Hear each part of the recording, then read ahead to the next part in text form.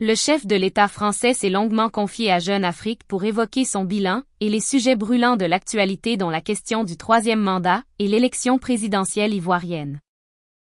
Jeune Afrique, Alpha Condé, Alassane Ouattara.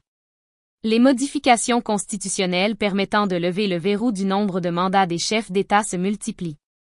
Que dites-vous à vos homologues qui ont recours à de telles modifications pour se maintenir au pouvoir? Macron, la France n'a pas à donner de leçons. Notre rôle, c'est d'en appeler à l'intérêt et à la force qu'a le modèle démocratique dans un continent de plus en plus jeune. L'Afrique a intérêt à construire les règles, les voies et les moyens pour avoir des rendez-vous démocratiques réguliers et transparents. L'alternance permet la respiration.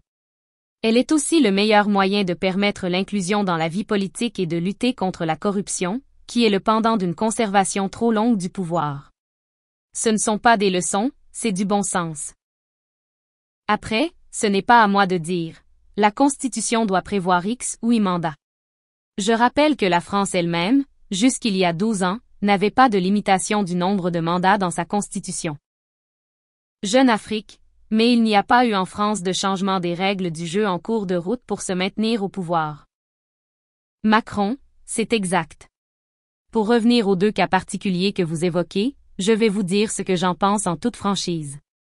Je ne mets pas le cas de la Guinée et celui de la Côte d'Ivoire dans la même catégorie. J'ai eu plusieurs fois des discussions avec le président Alpha Condé, des discussions très franches, y compris le 15 août 2019, quand il était en France. Le président Condé a une carrière d'opposant qui aurait justifié qu'il organise de lui-même une bonne alternance. Et d'évidence, il a organisé un référendum et un changement de la Constitution uniquement pour pouvoir garder le pouvoir. C'est pour ça que je ne lui ai pas encore adressé de lettre de félicitations. Je pense que la situation est grave en Guinée, pour sa jeunesse, pour sa vitalité démocratique et pour son avancée. Jeune Afrique, en quoi la récente réélection d'Alassane Ouattara à un troisième mandat, lui aussi grâce à un changement de la Constitution, serait différente? Macron, le président Ouattara s'est clairement exprimé en mars pour dire qu'il ne ferait pas de troisième mandat. Je l'ai tout de suite salué. Un candidat avait été désigné pour lui succéder, le Premier ministre, Amadou Gon Coulibaly. Mais à quelques semaines de l'échéance, il s'est retrouvé dans une situation exceptionnelle avec le décès de ce dernier. Je peux vous dire, de manière sincère, qu'il ne voulait pas se représenter pour un troisième mandat. Jeune Afrique, avez-vous essayé de l'en dissuader? Macron, nous avons eu une discussion très franche en septembre, quand il est venu ici. Tout le monde a bien noté ce long déjeuner en tête-à-tête que nous avons eu. Je lui ai dit ce que je pensais et j'ai entendu ses arguments et son inquiétude pour la stabilité du pays. Il a considéré qu'il était de son devoir d'y aller et qu'il ne pouvait reporter l'élection. Nous avons continué à avoir des discussions durant la campagne, puis au soir même du premier tour et plus récemment, le 14 novembre.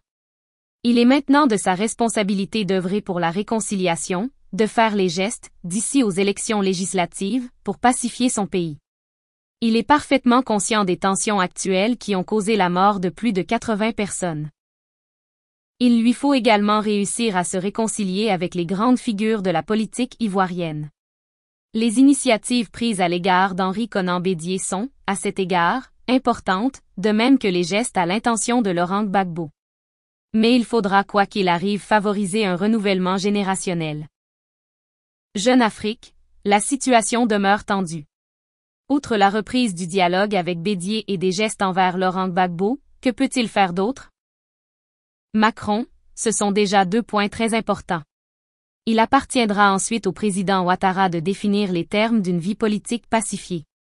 Il devra sans doute faire des gestes d'ouverture dans la composition du prochain gouvernement, ainsi qu'à l'égard des jeunes générations des partis politiques. Dans un pays où plus de 60% de la population a moins de 35 ans, il serait bon que le prochain président ait moins de 70 ans. Jeune Afrique, vous semble-t-il réceptif? Macron, totalement. Il a lui-même hésité à introduire une limite d'âge dans la Constitution. Je vous le dis, je pense vraiment qu'il s'est présenté par devoir. Dans l'absolu, j'aurais préféré qu'il y ait une autre solution, mais il n'y en avait pas. Jeune Afrique, il y a un responsable politique ivoirien qui a moins de 70 ans et qui ne cache pas ses ambitions, c'est Guillaume Soro. Après l'annonce de la réélection de Ouattara, il a appelé, depuis la France, les forces armées ivoiriennes à le renverser. Macron, je crois qu'il n'est plus en France pour en parler. Il n'a pas à créer le désordre et sa présence n'est pas souhaitée, sur notre territoire, tant qu'il se comportera de cette manière. Jeune Afrique, lui avez-vous demandé de quitter le pays?